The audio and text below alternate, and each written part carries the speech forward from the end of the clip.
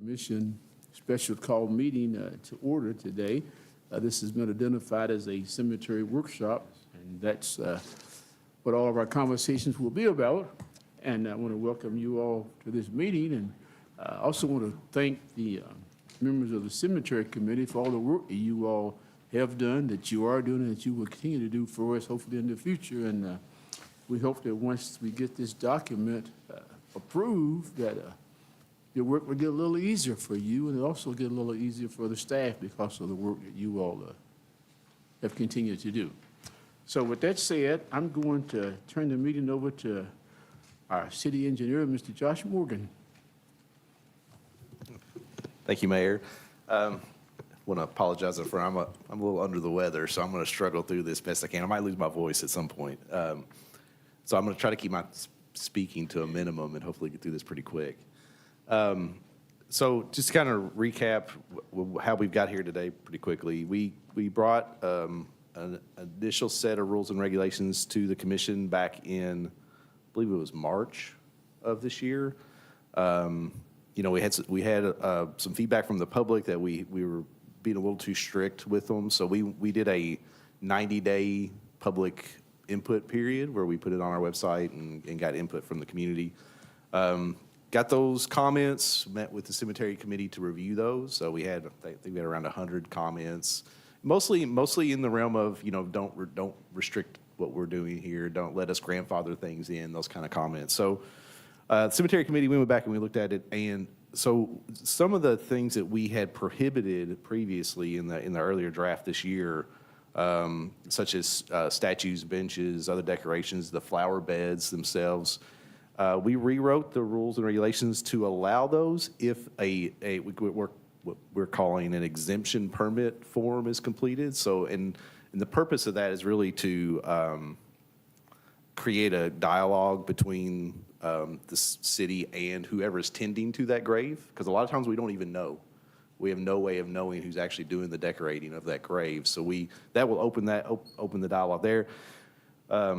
But yeah, that's kind of simplified version of what we've done since March. Otherwise, we've made a few formatting changes and cleared up some language here and there, but nothing that really that is an impact to what, you know, our users are doing day to day at the cemeteries. So that was really the major change that we made. If you all have a copy of the rules and regulations, if you kind of look at an example of what we've added on, if you go to, say, page 11, it's marked as page 11, it's section 5, plantings and landscape improvements. For example, you see under section B, it says flower beds will not be permitted unless an exemption permit form is completed and submitted to the city engineer's office annually. So we're asking for folks to fill out that form every year, so we have a constant. We know who to contact if we have issues, and it keeps their mind on it as well, right? It keeps it, okay, annually we're looking at what we've done here and making sure it's in compliance. And the things they'll have to do to be allowed to have that permit, and for it to be approved, is that it'll have to meet the size requirements, which is no wider than a headstone and no deeper than 16 inches from the front of the stone. Edging must be concrete or masonry material or composite rubber. That was one of the kind of things we added that was kind of different from 2006. We have a lot of those out there that have been installed over the years, and they look pretty good.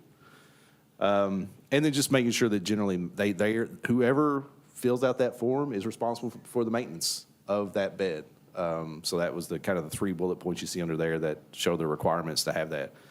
It's going to add a little admin work for us here at City Hall, but I don't think we're not thinking we're going to be overwhelmed by this. If we are, that's kind of a good problem. I think that it's just the interaction we're going to have with a lot of folks about the cemetery, which I don't think would necessarily be a bad thing. So that was that. We added that to that section. Same thing with section E, decorations, which is talking about planters, statues, benches. Those are things that are going to have to be that they're going to have to fill out the form for. Shepherd's hook's probably the one place we kind of had a lot of discussion about whether we want to allow shepherd's hooks or not. We landed with them not being allowed. is where we're at now, but they would be allowed inside of a flower bed. So I think that's the fallback kind of compromise. If you create a flower bed, you can put a shepherd's hooks inside of that flower bed. Can you identify what page that's on? Well, shepherd hooks aren't even addressed in here. We treat it as just any kind of decoration other than these things is not allowed, so it would not be allowed. Shepherd's hooks, one thing we're going to see how that goes. We're going to kind of feel our way through that and see how much pushback. We talked about, how much of a maintenance issue they really are if they're abutted up to the stone. And we may, if we run into a lot of issues with shepherd's hook, we may take a closer look at that and see if that's another compromise we could make as well. But that's, you have a lot of other options with the flower bed option being there, and with, being able to put a saddle on a stone. You have other options, other ways you can put artificial plantings out. That was, I would say, I don't know if the cemetery committee would agree with me. Shepherd's hooks is kind of the one place where not everybody really saw eye to eye. There was a little bit of a consensus about the rest of this. Maybe not fully, but it was close. Almost these other items. But I will say that the cemetery committee has voted to approve these rules and regulations as you see them at their last meeting. They made a motion and approved them. So that's why we set this meeting up and brought them to you today. Any quick questions about the document itself, like it is right now? I'll kind of go into how we were planning to implement this, but we'll kind of go through the document first if you want to. Has it changed? Oh, sorry. Has it changed from the last one that we had? Just those things that I referenced are really the only major changes we made. Like I said, we made a few little formatting, grammar kind of changes, those kind of things, but nothing substantial to the process.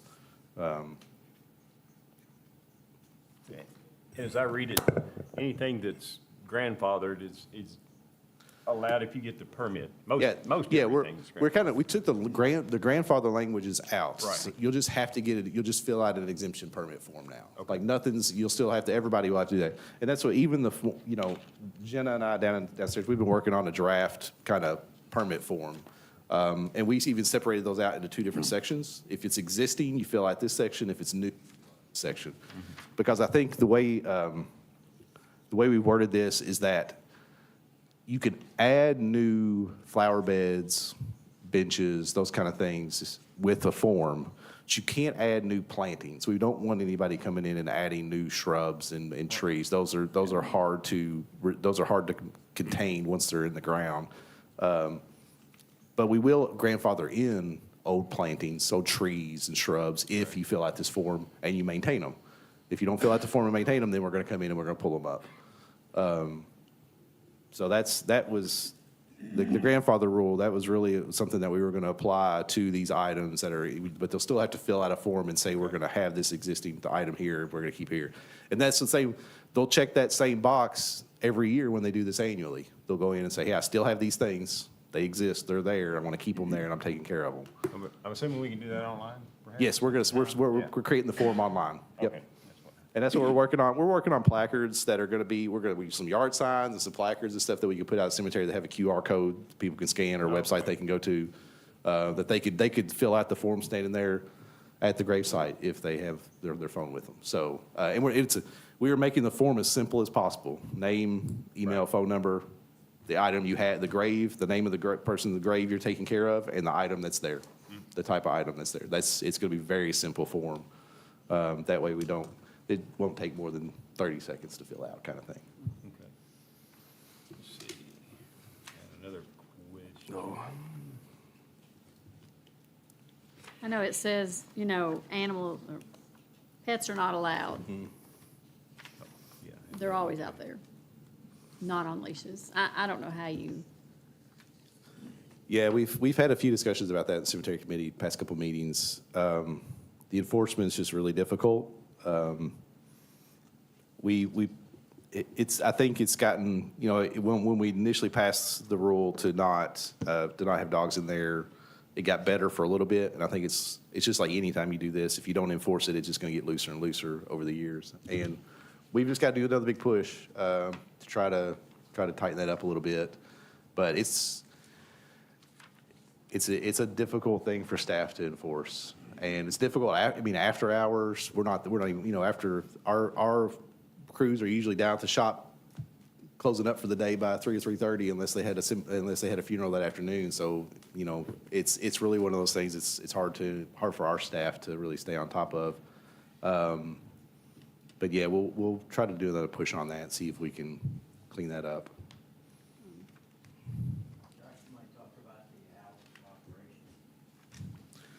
Yeah, we've discussed gate closure a lot as well, which might clean up some of these things if we were closing the gates after hours at a certain time each day. But that's another kind of staff issue that we would have to figure out who's going to be responsible for that every day.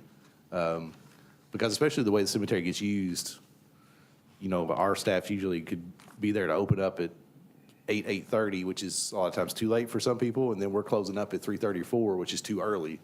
So we'd have to figure out some kind of outside of our standard hours, how those gates get opened and closed. Do you all have some suggested hours of operation from the committee? Well, the hours have been, in the past, we added those in here this time. The hours of the past have always been daylight to dark kind of hours, kind of like a park would be. We put some more, we actually added times to those, being 8 to 8 during daylight savings time. So during the summer, it's 8 to 8, and then 8 to 6 during your standard time. So right now it would be 8 to 6. Is that in here? Yes, it's on page 19, public use of cemetery.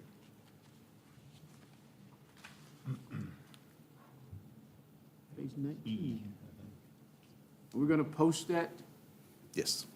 in very, what, bold Yeah, that's, and big and bold? that's whatever? another thing that we're going to work on after, when these get approved, is that we will prepare a new rules and regulations kind of operation sign for both cemeteries and install them, that really has some of the main highlights of these new rules and regulations on there, which would be hours, it would be the pets being allowed, and then some of these rules about decorations and links, QR codes or whatever to the forums, to these rules and regulations, to the forums, so that gets people kind of more involved with what we've approved here. Yeah. Did we look at other people's ordinances, other cemeteries? And the reason I ask is because there's interesting things like no sunbathing allowed. And other than Mike, I've never seen anybody sunbathe there. Yeah. So. Yeah, and I think that's just, Oh, there, you there were things in here that were holdovers from last time. That's a lot of this, if you really look at the 2006 version, the bones of it are still here. Yeah. That's yeah. You gotta find a new one. It is really surprising when you look at other cemeteries, how varied the rules and regulations are. I'm sure, yeah. Everyone has wildly different rules and regulations. So it is really kind of a local, unique kind of a mindset each place. How do we want this to operate? And so when we went looking for some guidance in other places, it was like, well, they're just doing whatever they want. It's just kind of everywhere. So Yeah. well, I think y'all did a great job. Most of my questions were answered by the document itself, which is always good. I was a little disappointed that you can't have electronic devices on your headstone, because I was gonna have one that was motion activated, and when you walk by, it went, hey, what's up? But, so I guess I have to do something else now. we had a certain target for that rule. We knew who we were dealing with that one. That would be fun. I guess another thing on the artificial flowers. Does the cemetery, in here, I know it says that they'll be taken up. Are they taken up, like, how often? Just because, I go out there with my dad's grave a lot, and there are some, even in that area, that have been there since Easter, or it's Right. just something dead, and I may pull it out and just throw it away, because I'm like, okay, it's awful looking. But I don't know if we go around every so often, then? We usually try to do a walkthrough before this mowing season starts in the winter, just to get it, because the summertime, we rarely want to interact with people's flowers that are still on the stones. Yeah. But the stuff on the ground, like when you're mowing in the summer, that just naturally gets cleaned up through the summer as you're mowing. That's just, it gets filtered out. Over the winter, things can get a little, they can sit there a little longer because nobody's going around and picking them up to get them out of the way to mow. So we try to go through in the spring, do that. Yeah, there's not a set time that we go through and look for, flowers that have faded, artificial flowers that have faded, and we need to remove those for looks. These rules and regulations enable us to do that. There's sections in here that talk about that. If they get, look faded and fatigued, we can remove them.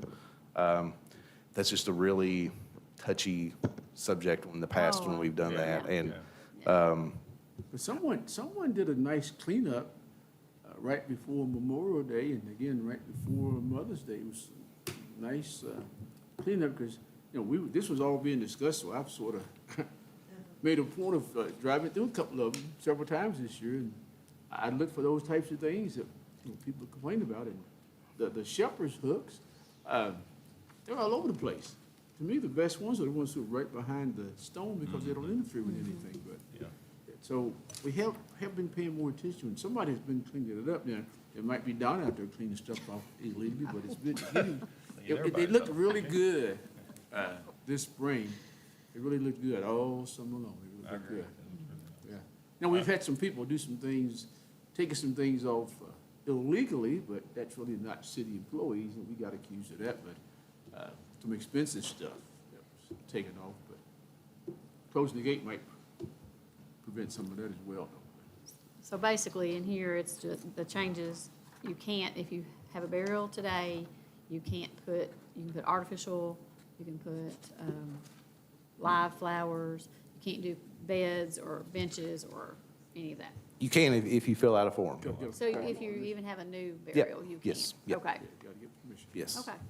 Yeah, you can't plant a shrub in front of Right. it, but you could. Or a tree. Yeah, or a tree, but you could do those kind of decorations if you keep them maintained well and take care of them, and they're within the bounds of the rules that we've written here.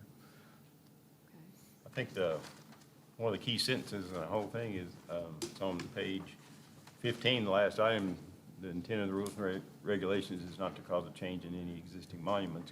Because that was the huge thing when people heard about this, that, they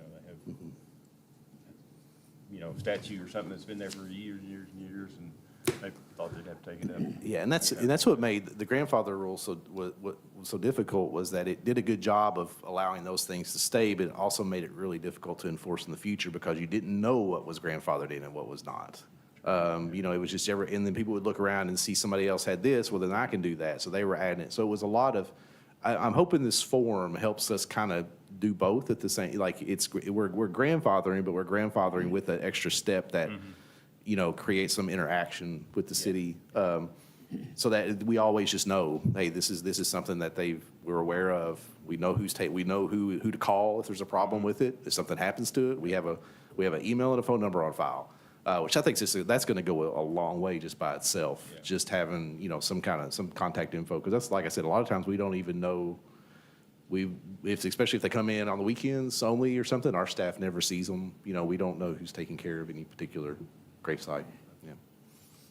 So we'll just, if it is passed, then when somebody's buying a grave, they'll be given a packet. Yes. And then the ones that are already there will have to go online, or we'll just get the word out to, hey, you have to do this at this date. Yeah, and that's one of the things I wanted to ask you all today. I was thinking sometime like after the holidays, we go ahead and start getting information out saying this is going to go into effect on a particular date. Mm-hmm. But I think we wait until after the holidays before we put this into effect, just so it gives staff some time to get those kind of packets and stuff together, because we're going to work on that. We've already started on a few things.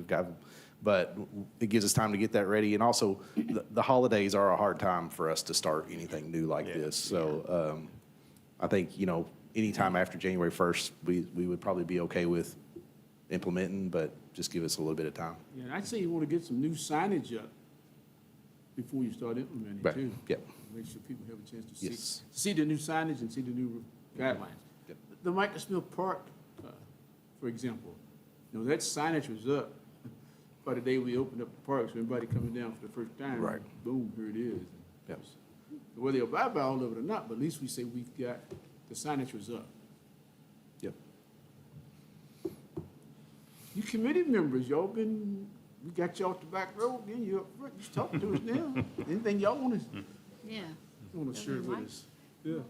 yeah. Just speaking to that one. Whoa. I just wanted to ask a question mainly to Josh. To When get you on the somebody recording. purchases a slot from the city and the funeral homes, are those two people going to get a packet explaining all this, the funeral homes and the, Well, when we sell graves, that's usually, they have to come to City Hall at some First. point to finalize that sale. So that'll be the time when we'll catch them. I work with Ashley, city clerk, and Joyce, who, so we, down at Public Works, who usually coordinates those sales. We'll have packets here at City Hall for them to say, hey, here, and then we'll put packets down at Public Works. Yeah, I think that's a big thing that because the less if we do a bad job of communicating this out to people, we're going to keep trying to have to tackle the same problems over and over again. But if we communicate well up front, it'll save us a lot of headache in the future. So I know it's something we need to I work sort of on. like her suggestion, getting this out to the film directors. Yeah. Make sure they have it in their possession before because they've been known to give out information based on their experiences. Yes. And I don't want to assess the information being given out, but it's not always what we want to give out to people. Right. So I think it's best to get it to them up front so they can stop saying, well, I didn't know that, so. Yes, ma'am. Yeah, I think that'd be good. And we've gone through this process for, how long y'all been working on this now? 3, 4, 5, seem like 3 years or more? It's probably been 2 years at least. Yeah. Yeah. Yep. Well, it's good work. We want to make sure that the good work goes, increases our ability to enforce what you've put into this process. We want to enforce it. Yes, sir. On that comment, I want to thank and congratulate this committee. I'm the newbie. I walked in at the bottom of the ninth inning on this thing. They've been at it for over 2 years. Yeah. And they've done a fantastic job. The folks know how I feel about the gates. To me, it's sacred ground, and we have a moral obligation. We undertook that obligation 100 years ago. And so whether we see it as a priority or not, my opinion, it is a priority. And as the city grows, and as the complexities grow in the city, Danville used to be a nice, quiet town. It's a fairly quiet, small city today. Then I think the gates are going to become more of an important role in the upkeep and proper respect for the cemetery. And lastly, I would encourage, and the committee knows how I feel about this, because we talked about it. I would encourage the city to consider an upright columbarium. And if you know what that is, then number one, cremations are becoming the trend now. And number two, the cost and maintenance of that to the city is minimal compared to the future ongoing costs. Then you also got the part that says, okay, where are we going to go acquire more real estate here?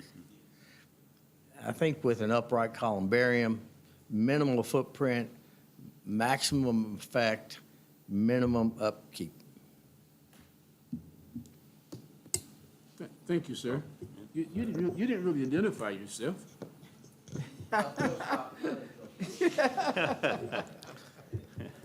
Well.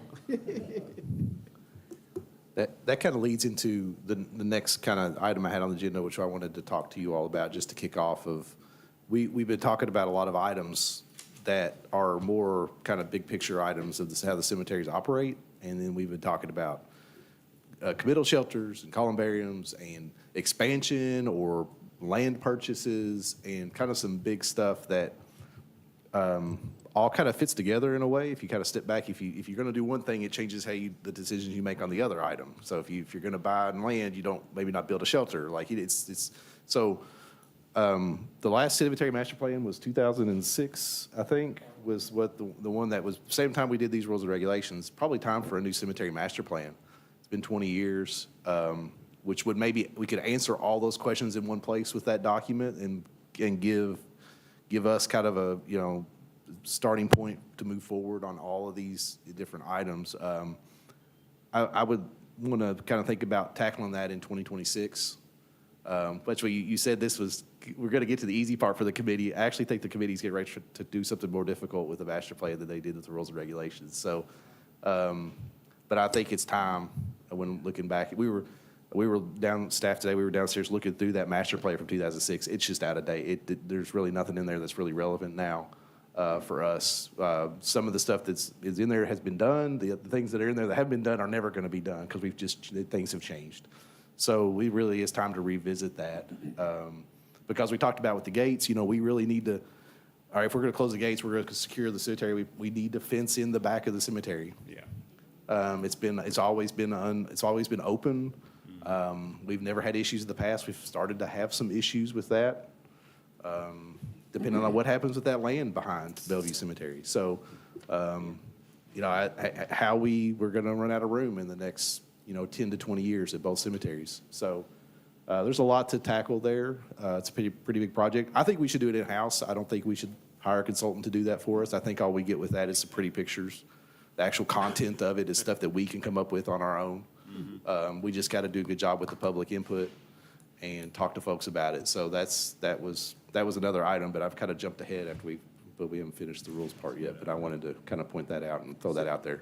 So you're asking the commission to give the cemetery committee a new task, a new assignment, a new charge? Which staff would handle the heavy lifting, but we would need a lot of help from the cemetery committee, just from the input side of things.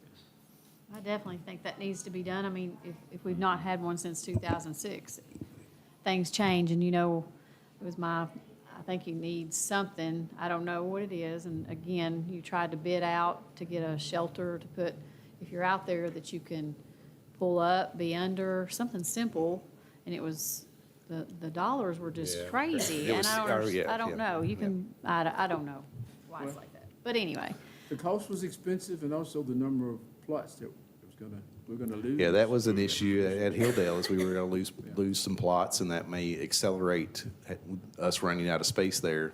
So yeah, I think this committee and staff right now, we want to do some of these things that we've been talking about for a long time. We're excited. We want to do these things, but I feel like we're not. It's not organized. Our thoughts and our projects aren't organized into one big plan. And I think doing a master plan would help us do that better than we've done so far, instead of just trying to randomly grab things and do them when we get the chance. So I don't know if that makes sense, but How many members are on your committee now? I know a couple that are missing, but how many active members do you have now?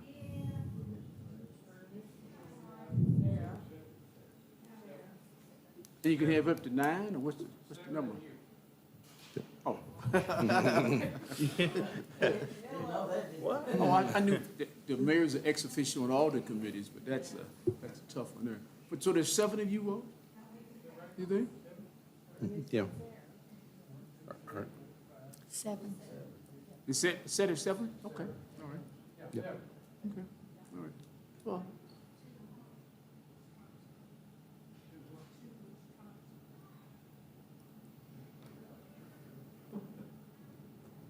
Yeah, that's something you all want to look at too. If you've got expired terms and people are willing to continue to serve, we'll reappoint them. That's not the issue. We're concerned about our committee's meeting schedules once a month, whenever, and if you got something to do, that gives you a good reason to meet. And we say 7 by our ordinance, but you all can pull other people in as sort of like, I call them ex officio members or special guests or whatever, and get input from a lot of other people. I told the committee Monday that when you bring something to the city commission, those 9 people on their committee, 7 on your committee, we want you all to have reached some consensus on it before you bring it to us. Those other folks that are sitting there listening to you, they may reach consensus with you, may or may not. But our strength comes from the 7 of you all saying, this is what the cemetery committee recommends to us. And we appreciate that. You all have been busy. So this was passed with you all 7-0, or everybody approved? Okay.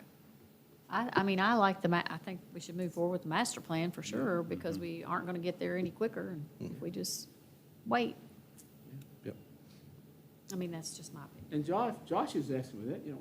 Right. That sort of keeps Josh employed, you know, he run out of things to do. Yeah, I was out of things to do. I was like, what can I do next year? I need to do something to You don't do. have nothing to do. No, I'm just joking. Josh is a worker. We That's what I appreciate got. I think I've got like 2 or 3 different master plans I'm planning to do next year. We'll see. We'll see what we can do. I get transportation, and I don't know what, there's a couple others that I need to tackle, so we'll see. it. I hadn't thought about that till put it on this agenda, but that's how we keep growing, so that's Yeah. good. You all have other comments? Yeah, I know you're the newest member, I know. Oh, no, you might vote for new.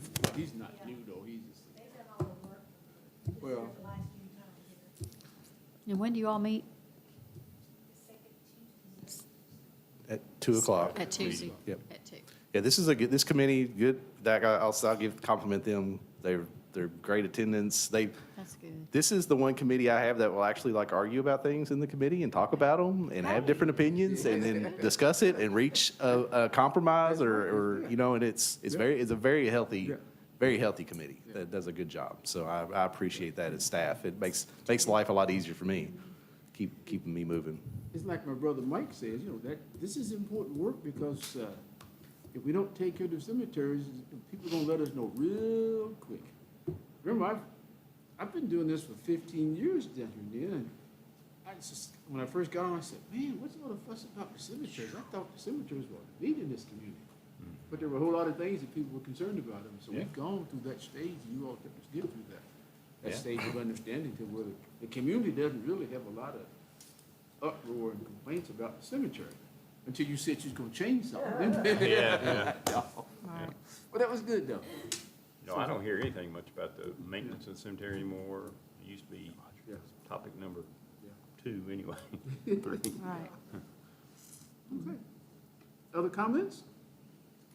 Yes, ma'am. You use that microphone, get you on the recording, yes, ma'am.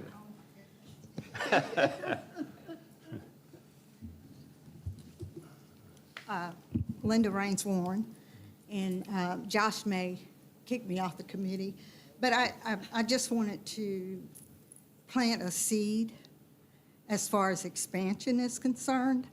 I would prefer to see a cemetery that's not segregated. I look at Hilldale as historical and Bellevue as historical. But I think that it's time to move forward and have a cemetery that includes everybody. I even thought maybe while there's still lots at both cemeteries, people have a choice. Because there will be some people that won't want to go to one cemetery and still want to do Bellevue or Hilldale. They would have a choice. But I think we should get away from this 2 cemeteries. Sounds great to me. They have a choice now. Yeah. Everyone has a choice. We have a choice.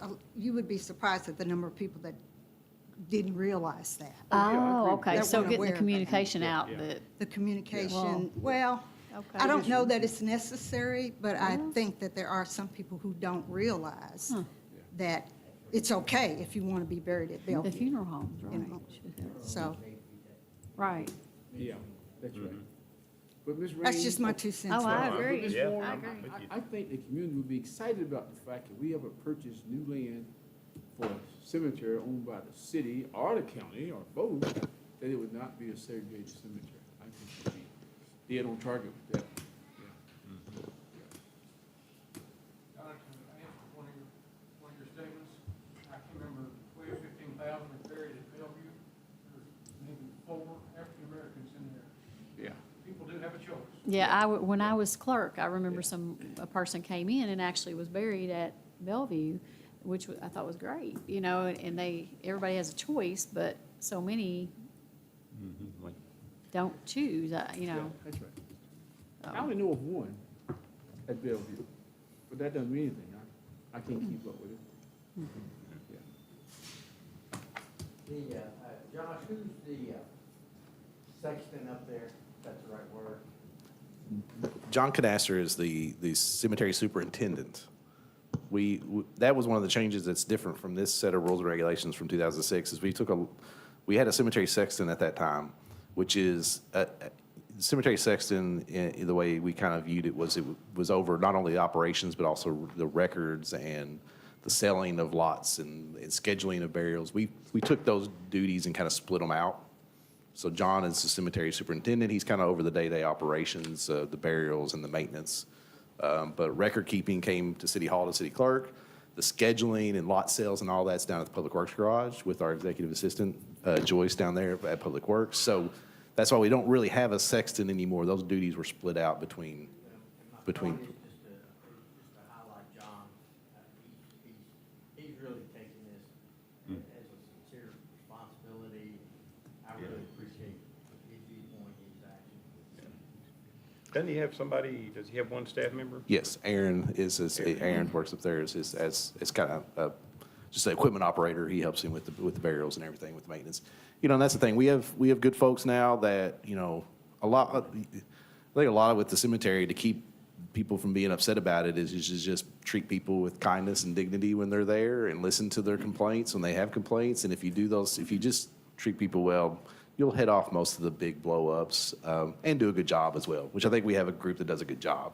So I think those two things together, you can keep it pretty quiet. But we can't ever let off, because the moment we slack off up there, we'll get in trouble. So we try to stay on top of it. Well, just to me, the mowing crew, the weed eating, the guys who take care of the trees, you know, those were all we were getting complaints like that at the city commission level back in the day, you know, and that's like, what? Bunch of them. It was important to people. Yep. Yes. Yeah, I didn't realize how important it was, because I'm not a cemetery person, but a lot of people are, and that's, need to respect that and do what we can. So we leave the cemetery sexton, what it is in our rules, just in case? Yeah, we left it in there just in case. We tried to make it a little more timeless than they were. When the 2006 ones were written, it was written very restrictive on who did what. Right. And that, when we started looking at it, we were like, well, nothing works like this anymore. Like, we've changed all this over time. So we tried to make it a little more timeless. There is a line in there under the cemetery superintendent definition that says they can perform the duties of the cemetery sexton. Right. So that kind of frees it up, where that, Okay. you know, we gave those duties to John when necessary. It'll also change sort of when we get the cemetery software Okay. in place, because people will be able to go online and just purchase a plot from the website as opposed to. Oh, they won't have to physically come Yeah, here. So Yeah. That's cool. Yeah, that's the other thing going on in the background of all this, is that this software is going to change everything for how we operate. Once we get it fully up and running next year, how we it's taking a little longer to get our records transferred over than we anticipated, but we're actually working so hard on that. But you know, how we sell graves, how we schedule burials, how the public interacts with us. How they find things out there is going to be so much simpler that it's really going to change a lot. And I think that will feed into the master plan process too, because we'll get a little better understanding of our historic records as we look at them on the website. So, That all sounds good. Yeah, it does. Other comments or questions? I just thank you all for what you do. so if you all would like to, you can approve these new rules and regulations today, Or do we want to do it Monday with Did you everybody get, we're here? missing. or would you like We to can do it wait? Monday. Sitting down there. Or would you like? Well, we don't have it on the agenda Monday, but we could add it if you all would like us to. Last week. Do it now. We have, Or I we, mean, you Down here. all agreed. You all are in favor, and Oh, you gave yeah, it to yeah. us, and it's been looked at, so. Madam Commissioner, you want to take your proper seat? sorry. no, it's all right.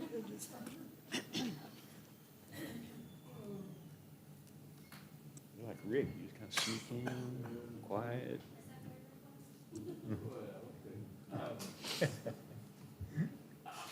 Open. open to doing what the commission desires to do, so if you all want to make a motion and a second, and we have already had a major discussion about it and get these things approved.